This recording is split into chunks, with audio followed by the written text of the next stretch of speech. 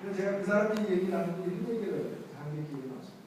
한국의 대사로 가게 됐다고 해서 이렇게 송별회를 갖다가 뭐 이렇게 팀마다 여러분들 여러 번 한 거예요. 그 중에 이제 자기 옛날 검사 동료, 현재는 검찰에 있지만 자기 옛날에 검찰에 있을 때 동료였던 사람들하고 한국에 간다고 인사하면서 밥을 한번 먹었는데, 그때 그 동료들인 현직 독일 이제 검찰 간부들이죠. 그 사람들이 하는 얘기가, 야, 우리나라 축하한다 이러면서 우리도 한국 가면 할 일 많은데, 한국에 보면 여기 보면 검찰이 어떻고 뭐 이런 사건들이 해외 뉴스를 통해서 독일 사람들도 많이 알고 있는, 한국 검찰들이 몹시 바쁘다는 거, 이걸 잘 알고 있는. 그러면서 하는 얘기가, 그러나 가면 안 되겠지.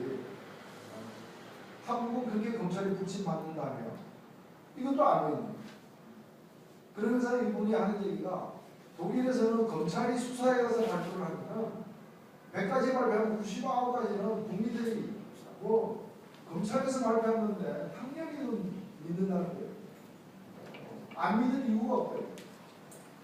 믿었는데 나중에 속았다고 생각하는 게 별로 없어요.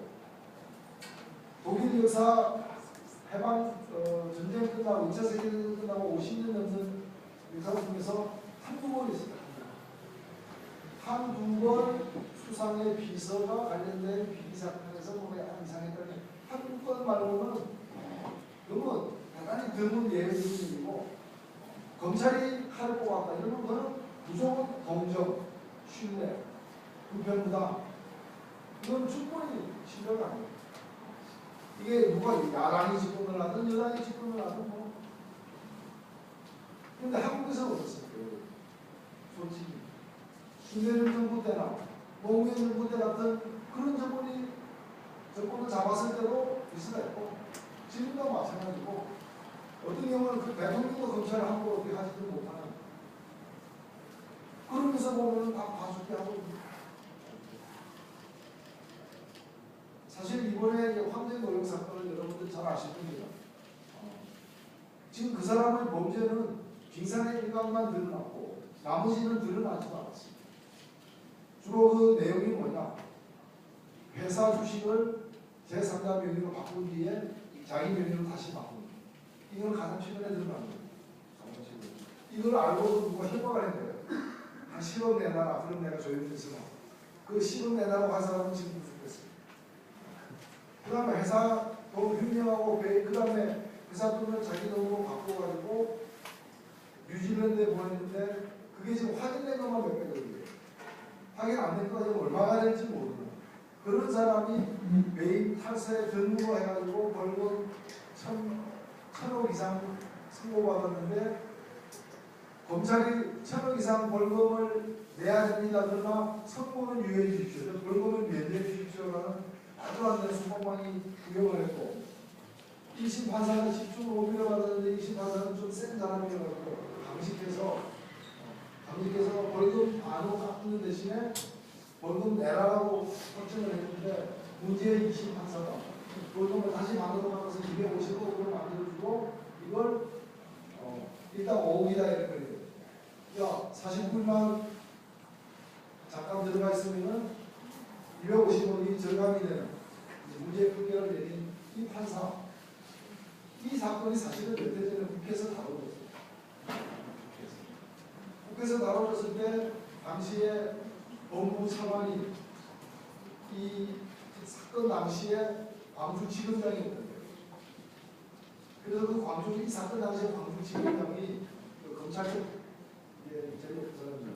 이 사람이 국회에 나와가지고 법무부 차관실로 나와가지고, 이 사건은 문제는 없다. 이 사건은 그 기업이 광주 전남지구 굉장히 중요한 역할을 하는 기업이기 때문에 기업이 흔들리면 안 되기 때문에 이 정도 뭐 250억에 5억 정도 일단 5억을 치고는 잘된 판결이다 이렇게 얘기했어요. 이 사람도 수사해요. 그 광주지검장이 로비 안 받았을 것 같아요. 근데 이 사람 여러분 한번 인터넷에서 검색해보세요. 이 사람 검색해보면 이상한 게 막 달려있습니다. 뭐냐면 이 사람이 그 유명한 스폰서 검사 사건, 2006년도와 2010년도 그 스폰서 검사 사건 두 건 다 서로 다른 건인데 수백 경찰하고 법조계에 뿌린 사람이 잡혔는데 그 사람이 누구한테 돈 냈나 했을 때 아무도 이거 안 되다가 딱 2명을 냈어요. 오리 검사 2명. 그 중에 한 명이 사람. 그리고 그런들이 2분이 냈어요. 근데 2분 다 어떻게 되는가? 아니 잡힌 범인이 로비 자금 뿌려서 잡힌 범인이 내가 생각보다 돈 줬다고 그러는데 돈 받은 걸로 지목된 사람을 불러서 조사도 안 하고 있는 거야. 그 사람이 이제 광주시민은 지금도 검사장은 다 나오고 있어요. 그 다음에 판사는 어떤 사람이냐? 그 판사가 이번에 오늘 왜 대법원에서 공방을 했느냐?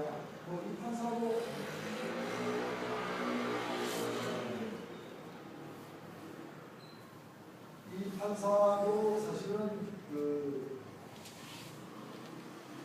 잠깐 나왔던 그 이전부터 먼저 이제 이 5억 일당 황제노역 5억 일당을 선고받았던 이 건설사 회장, 이 회장부터가 사실은 과거부터 이 클릭이 심한 그런 사람입니다. 그 사람은 또 아버지가 먹고 지으려는 오해했던, 그리고 그 지역 법조계 유명한 집안입니다. 그리고 여동생의 남편이 또 광주 지역 법관입니다. 광주 지역의 여동생의 남편은 광주지검의 제2차장 2인자였습니다. 그 다음에 자기의 또 사위는 또 지금 현재 광주지검 판사입니다. 그리고 자기 여동생, 이 사람의 5억 일당 받은 사람의 여동생은 전국교정협의회 회장이 자기 여동생입니다. 그러니까 출소할 때도 그렇게 전부 다 이렇게. 그리고 이 판사도 그와 깊게 연관이 되어 있습니다. 연관이 되어 있어가지고 이 부동산을 매매하는 과정에서 특혜를 실질적으로 많이 받고 이런 관계인데도 이걸 갖다가 징계도 하지 않고 살펴받는 것으로 끝내는 이런 걸 보면 대한민국 나의 이제 정의가 있는 실질적으로 이 사법정의라는 것은 보수지구의 문제가 아닙니다. 여야의 문제도 아니고 민주국가에서 가장 기본이 법 앞에 만인이 평등하지 않다는 누가 국가를 신뢰하겠습니까? 근데 지금 보면 무죄는 옛날 일이 아니라 지금도 이어지는 그런 상황. 똑같은 범죄라도 중국집 음식 배달원이 음식 대금을 갖다가 1년 동안 조금씩 착복을 해요. 왜? 박봉에다가 가난하고 집에 부인이 아파가지고 병원비도 모자라고 했습니다. 그래도 도둑질하면 안 되죠. 그런데 이 사람은 어려움 속에서 그렇게 한 겁니다. 그에서 1년 동안 착복한 돈이 총 86만 원이 들었어요. 이 사람은 어떻게 됐냐? 구속돼가지고 징역 10개월 살았어요. 그런데 회사 돈 3천억을 갖다가 횡령해가지고 사업에 쓴 것도 아니고 자기 가족들 다 나눠가지고 그걸로 가족들 월급 주고 이렇게 해서 이것도 어떻게 드러났냐? 이렇게 잘 드러나기 힘든데 형제끼리 싸우는 바람에 다른 형제가 고발해가지고 드러나죠. 이게 여러분도 잘 아시는 두산 형제들이 어떻게 됐습니까? 단 한 명도 감옥에 안 갔습니다. 이런 판결이 우리에게 주는 교훈은 뭐예요? 횡령하려면 86만 원 이렇게 하면 안 된다. 그렇게 안 된다. 최소한 1,000원은 해야 되겠어. 그럼 감옥에 안 간다. 우리에게 주는 교훈은 징역 3년에 집행유예 5년. 이게 정찰제처럼 되어 있어요. 이 횡령으로 징역 3년에 집행유예 5년형을 안 받은 우리나라 재벌 총수도 있습니다.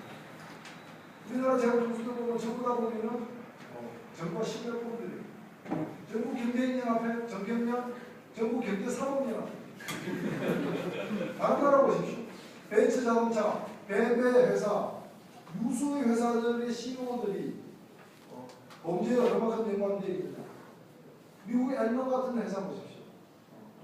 그건 이중장부, 우리나라에 있는 모든 기업이 다 그러는 이중장부 하나 했다 그래가지고 징역 200년이 걸려서 40% 감옥에